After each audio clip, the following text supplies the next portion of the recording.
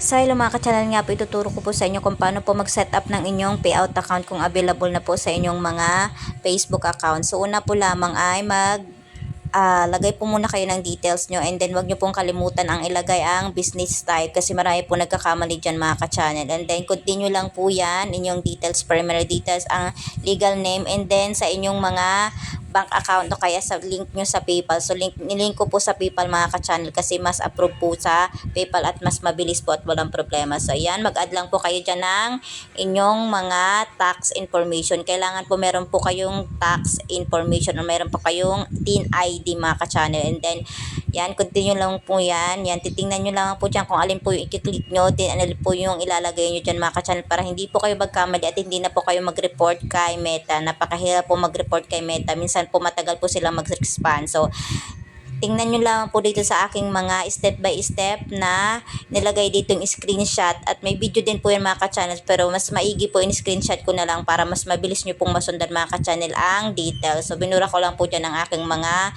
information, pero ganyan po ilalagay nyo sa inyong mga pag nag-set up po kayo sa Facebook nyo. Maraming salamat po.